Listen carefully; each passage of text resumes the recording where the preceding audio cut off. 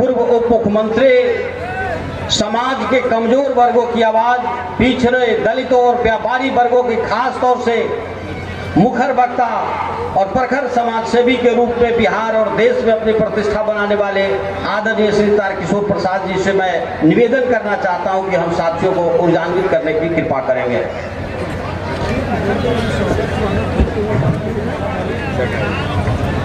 रीगा के इस ऐतिहासिक मैदान में एनडीए की आयोजित जनसभा के अवसर पर उपस्थित जनता दल यूनाइटेड के सम्माननीय प्रदेश के अध्यक्ष, वरिष्ठ नेता श्री उमेश कुशवाहा जी, इस विशाल जनसभा की अध्यक्षता कर रहे सीतामढ़ी भाजपा के जिला के सम्माननीय अध्यक्ष श्री मनीष गुप्ता जी, हमारे मंच पर आसीन है, जिनको अभी आप सुन रहे थे, जो जन जन की आवाज है, जो जन जन की नेता है और एनडीए के उम्मीदवार के रूप में आने वाले दिनों में आपकी रहनुमाई करने वाले हमारी बहन लवली आनंद जी, इस मंच पर आसीन बिहार विधान परिषद के सम्माननीय सभापति और आने वाले दिनों में सीतामढ़ी के दुख और सुख की सहभागी बनने वाले सम्माननीय श्री देवेश चंद्र ठाकुर जी, आपके सम्माननीय विधायक श्री मोतीलाल प्रसाद जी, सम्माननीय विधायक बहन गायत्री देवी जी, सम्माननीय विधायक चेतन आनंद जी, सम्माननीय विधायक विजय सिंह जी, जो हमारे साथ कटिहार से चलकर एक गरीब और मछुआ का बेटा आपके बीच में अपनी जज्बात को कहने के लिए आया है और जिसे आपने सुनने का काम किया है। पूर्व विधायक श्री राम नरेश यादव जी, पूर्व विधायक बहन नगीना देवी जी, हमारे बीच उपस्थित वर्षों वर्ष से जिनके साथ हम सब काम किए हैं, बिहार राज्य सुन्नी वक्फ बोर्ड के सम्माननीय अध्यक्ष मोहम्मद इरशादुल्लाह साहब, इनके रसोई घर को हम भी शेयर किए हैं, लेकिन बहन लवली आनंद ऐसा नहीं, बल्कि इनके डाइनिंग टेबल पर हम जरूर कुछ खाने का अवसर हमें भी मिला है। इस अवसर पर उपस्थित हमारे भारतीय जनता पार्टी के तूफानी नेता और जिन्होंने राष्ट्रवाद का संकल्प लिया, ऐसे सम्माननीय श्री तुफैल साहब, माननीय हैदर साहब, माननीय विधानसभा के प्रभारी हरिकिशोर जी, चंद्रिका पासवान जी, ब्रजेश कुमार माझी जी और हमारे मंच पर आसीन तमाम सभी एनडीए के वरिष्ठ नेतागण और इस मैदान में उपस्थित रीगा विधानसभा क्षेत्र एवं हमारे निकटवर्ती क्षेत्र के तमाम हमारे मालिकों, मीडिया के मित्रों, नौजवान दोस्तों, साथियों, मित्रों, पूर्व के वक्ताओं ने विस्तार से अपने अपने तरीके से एनडीए सरकार, नरेंद्र मोदी, देश की परिस्थिति, रीगा चीनी मिल पर विस्तार से इन्होंने अपने विचार दिए। मित्रों, एक बात तो तय है कि 2014 में आपका जो एक वोट है वो भारत के तकदीर को बदलने का काम किया है। हिंदुस्तान विश्व का सबसे बड़ा लोकतांत्रिक देश है और हिंदुस्तान की जनता बेहतर ढंग से बुझती है कि हमारा रहनुमाई कौन करेगा, देश का अगला प्रधानमंत्री कौन होगा। 2014 में, 2019 में आपका एक एक वोट भारत के दशा और दिशा को बदलने का काम किया।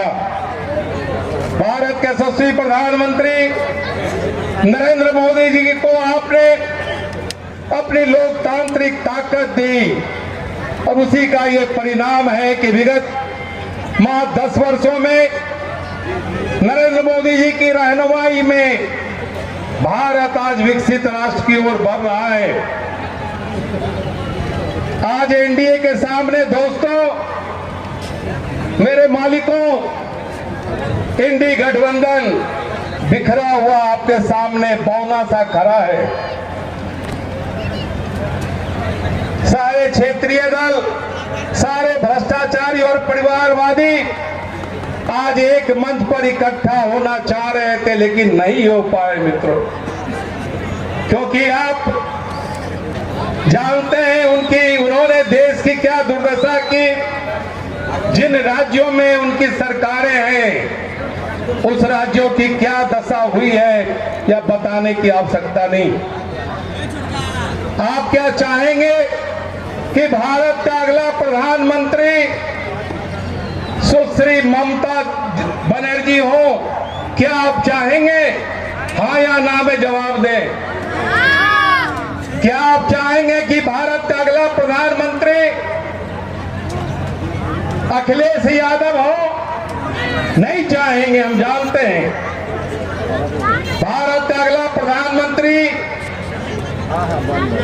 एक ऐसा व्यक्ति भी इस क्षेत्रीय दल के रूप में बिहार में खड़ा है जो रोजगार की बात ज्यादा करता है मित्रों। लेकिन इसके भेद को आप जानते हैं, वो रोजगार की बात क्यों करता है? क्योंकि जानता है कि पिताजी रोजगार देते थे तो बेटे के नाम से जमीन लिख जाती थी। माल महाराज का और मिर्जा होली खेलता था, इसीलिए वो रोजगार की ज्यादा बात करते हैं। वो राष्ट्रीय स्तर के घोषणा पत्र को भी उन्होंने प्रस्तुत किया है। जिस दल का एक भी सांसद लोकसभा में राष्ट्रीय जनता दल का रहनुमाई नहीं करता हो, वो दल राष्ट्रीय घोषणा पत्र पेश करता है।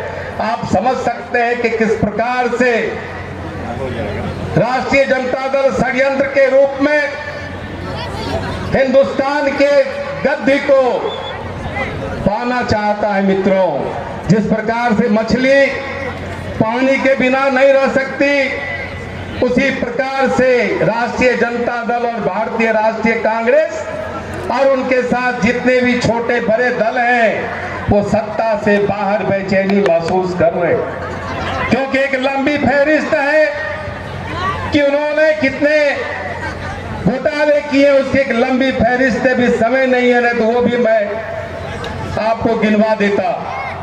लेकिन इतना जान ले हमारे दोस्तों कि नरेंद्र मोदी गरीब मां के कोख से पैदा लिया हुआ बेटा जब भारत का प्रधानमंत्री बनता है तो भारत के आम लोगों की जो जरूरतें हैं, उनकी जो बुनियादी समस्याएं हैं, उसको बेहतर ढंग से समझता है दोस्तों। और आपने सुना होगा, हमारे पुराने जो राजनीतिक साथी हैं वो सुने होंगे कि भारतीय राष्ट्रीय कांग्रेस के प्रधानमंत्री जी ने कहा था कि मैं दिल्ली से 1 रुपया भेजता हूं, नीचे 15 पैसा पहुंचता है। आखिर ये 85 पैसा कहां जाता है? उसके लिए कौन जिम्मेदार है? ये प्रधानमंत्री के तख्त पर बैठा हुआ आदमी जब यह बात करे तो आप समझ जाइए कि भारतीय राष्ट्रीय कांग्रेस उस 85 पैसे का क्या क्या करता होगा। लेकिन जब हमारे प्रधानमंत्री के रूप में नरेंद्र मोदी जी ने दिल्ली के तख्त को संभालने का काम किया, तो जितनी भी लोक कल्याणकारी योजनाओं को उन्होंने दिल्ली से रेगा के धरती पर आम लोगों के लिए भेजने का काम किया। हमारे किसान बताएं कि जब दिल्ली में बटन दाबकर प्रधानमंत्री जी ने 1 वर्ष में 2-2 हजार करके 6,000 रुपया भेजा, उसमें क्या 6 रुपये की भी कमी हुई? क्या नहीं हुई?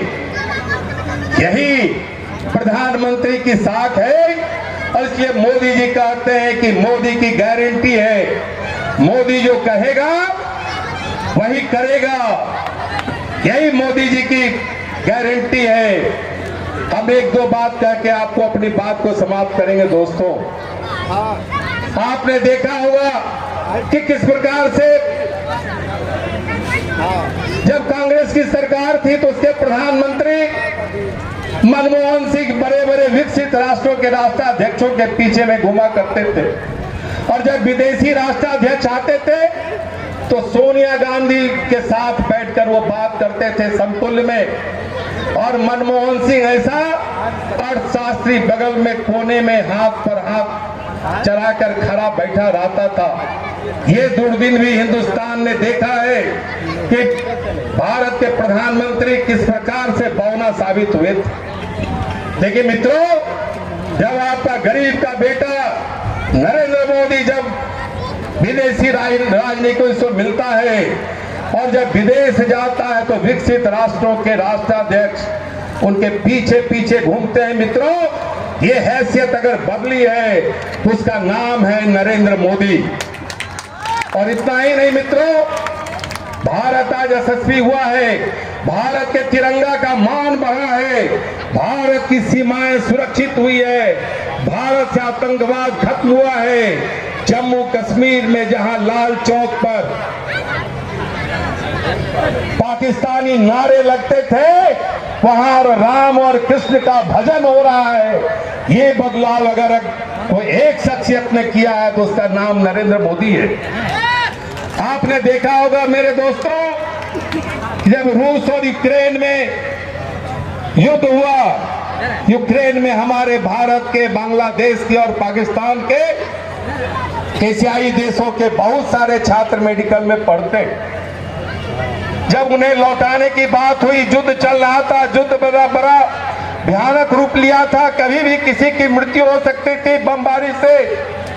हमारा शेर नरेंद्र मोदी ने कहा, ऐ रूस जा ठहर जाओ, बमबारी बंद करो, मैंने अपना एरोप्लेन भेजा है, उससे भारत का लाल, भारत का बेटा सब वापस हिंदुस्तान आएगा। उन्होंने कहा कि क्या पहचान होगी, हम कैसे जानेंगे कि वो भारत का बेटा है, भारत का लाल है। तो उन्होंने कहा कि बच्चा साहब थोड़ा शांत हो जाओ। भारत का प्रधानमंत्री ने कहा कि जिसके शरीर में तिरंगा झंडा लिपटा होगा वही भारत का लाल होगा, और तिरंगा लपेटकर भारत का सारा मेडिकल कॉलेज के छात्र वापस हुए, लेकिन रूस के बाप का मजाल नहीं हुआ कि उस पर बमबारी कर दे। ये ताकत थी हिंदुस्तान के तिरंगे की, ये ताकत बनी, और उसका कारण नरेंद्र मोदी है। मित्रों, इसलिए हम आपसे कहना चाहते हैं, हमारी बहन लवली आनंद जी आज खड़ी है, मैं जानता हूं, मैं बरसों बरस से उन्हें जानता हूं। जब ये जीतेंगी, तीर छाप पर जब बटन दबेगा तो वहां कमल निशान का बेटा नरेंद्र मोदी भारत का प्रधानमंत्री बनेगा। ये दोस्तों जान लेना, ये ऐसा वक्त है कि आने वाले 5 वर्षों में किस प्रकार का हिंदुस्तान देखना चाहते हैं। यह चुनाव सामान्य चुनाव नहीं है, भारत किसको किस ओर ले जाना चाहते हैं इसका चुनाव है। मेरे दोस्तों, मैं नहीं कुछ बातों को कहने का आया हूं, लेकिन जब मैं आया तो मैंने आपके चेहरे को पढ़ने का प्रयास किया। जहां जितने लोग इकट्ठे हैं, एक भी व्यक्ति, एक भी रीगा के वासी ठस से मस नहीं हुए। और दोस्तों, 25 मई को भी टस से मस नहीं होना है, और तीर के आगे बटन दबाकर लवली दीदी को जिताकर हिंदुस्तान के तख्त में एक गरीब का बेटा को तीसरी बार भारत के प्रधानमंत्री बनाने का काम करेंगे। दूसरे नंबर का बटन दूसरे नंबर का बटन दाबेंगे तो भारत के प्रधानमंत्री कितनी बार प्रधानमंत्री बनेंगे? तीसरी बार बनेंगे, और 40 की 40 सीटें देना है। इसलिए 2, 3, 4 लगा हुआ है क्रम। और 400 सीटों से अधिक पूरे भारत में जीतना है। आपका जब एक सीट जीतेगा वही 400 से पार जाएगा। इन्हीं शब्दों के साथ आप सबों को पुनः कटिहार के बिहार के कोने से आया हूं। हम और विजय सिंह आए हैं, बस इसका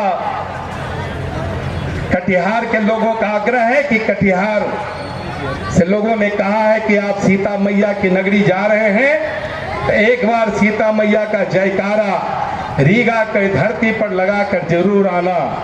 बोलिए सियावर रामचंद्र की। बहुत बहुत धन्यवाद।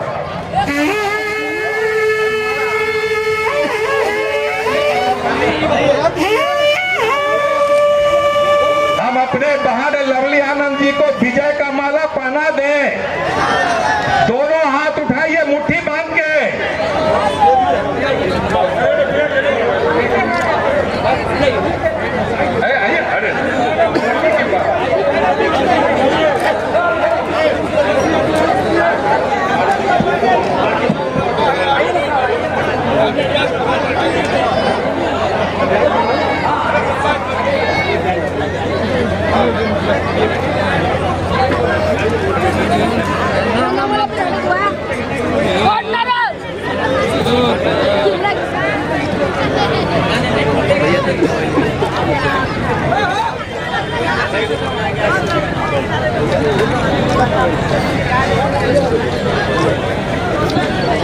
चलिए।